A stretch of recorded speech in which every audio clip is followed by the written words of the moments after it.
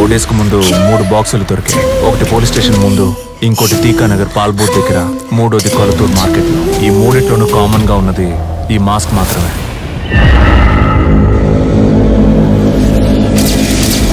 గుర్తుపట్టగలిగారు sir? Sir ఇది అయ్యేటట్టు నాకు అనిపించట్లేదు. శివాని వెంటనే రమ్మని చెప్పలేదు. ఎవరు సార్ అతను?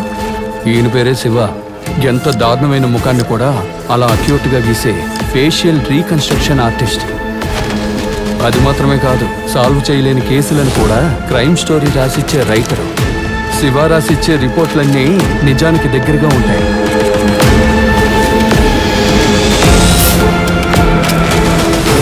డాగ్ ద్వారా కూడా లీడ్ దొరకకూడదని బాడీ మొత్తం పర్ఫ్యూమ్ చల్లేస్తున్నారు. నువ్వు గీసిందే. ఈ అమ్మాయి ముఖం ఏ మిస్సింగ్ కేసు ఫైల్లోనూ ఇంతవరకు మ్యాచే కాలేదు. ఒకవేళ కంప్లైంటే రాని కేసు అయి ఉండొచ్చు కదా సార్.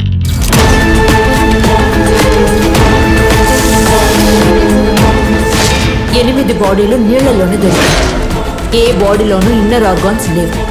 కానీ పాతి పెట్టేటప్పుడు ఆర్గాన్స్ తోనే పాతి పెట్టారు. డెడ్ బాడీస్ ఆర్గన్స్ తో ఏం చేస్తారు?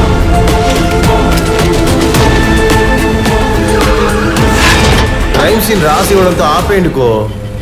చేతులు సెపరేట్ గా, కాళ్ళు సెపరేట్ గా దొరికాయి. మనకి ఇది అవసరం మాకో. రాజేంద్రన్ సార్ నన్ను హెల్ప్ అడగకపోయినా ఈ కేసులో నేను ఉండేవాడిని.